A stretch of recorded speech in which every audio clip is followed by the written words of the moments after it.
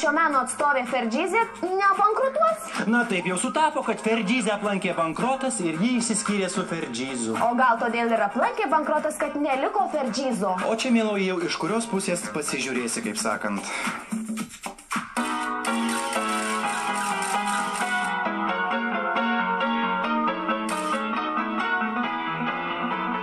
Vienintelė burlesko šokėja Lietuvoje, Eglija Vaitkevičienė Ferdži, baigė savo karjerą. Lietuvos liaudis nesuprato jo šokio meno, neįvertino jos grakščių, plastiškų judesių ir erotiką alsuojančių pasirodymų. Eglija įsitikinusi, jos vieta Paryžiaus scenose, o ne bulvienojausia tarp runkelių. Grubiai pasakysiu, perlo nežarstysiu kiaulėm, kaip sako Biblijoje. Tai yra ekskliuzyvinis menas ir aš dariau klaidą, kad aš ją rodžiau masėms.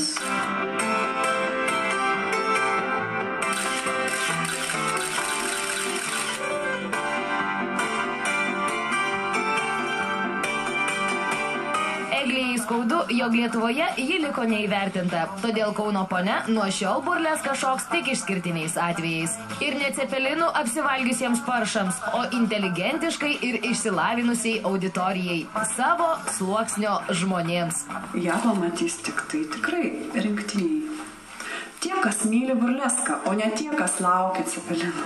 Ar gali būti, jog sprendimą nebešokti Eglija priėmė dėl to, kad prieš keletą mėnesių išsiskyrė su Burleskos akademijos įkūrėju Laimonu Ferdžizu? Mūsų žiniomis skyrybos įvyko dėl nereikšmingo dalyko. Perskaičiusi jo pokalbių su keliomis moterimis viename socialinėme tinkle, Eglija įtūžo ir Laimoną paliko. Tačiau dėl šio poelgio erotikos deivė neliūdi. Jeigu moteris įsimylėjusi, galbūt jinai gal švyti labiau, savimi pasitikė. Ilgai nelaukusi, Eglija pasinėrė į aromaterapijos verslą. Vasarą praleidusi Prancūzijoje, moteris ten ne tik austres su šampanu gėrė. Eglija kūrė savo vardo kvepalus. Tai ar čia išpuikimas? Kiekvienas nori turėti kažko išskirtinio. Kodėl eina užsisakyti kažkur tai pas batsiuvį, kad jai pasiūtų, sakykime, individualius batus? Tai čia lygiai taip pat. Šiuo metu Eglija tobulina savo kvepalus. Burleskos deivė prasitarė, kad maišant įvairiausius eterinius aliejus jau atrado tokį mišinuką, kurį užuodęs vyras kaip niekinga musė kris ant kelių. Todėl nenustebkite, kad netrukus šalia jos išvysime naują Fergizą. Yra atitinkami eteriniai aliejai, kurie turi tokią funkciją, afrodiziakų savybių. Be abejo. Tai ir kvepalai gaminami rytų kultūroje, tarp kitko, labai dažnai naudojama visą tai, kad paskatinti jausmingumą daugiau arba kažkokį kitokį jausmą. Tai manau, kad Lietuvoje tas irgi labai, ta prasme, naudojama daug, galbūt tas, kas domisi, tas tikrai žino.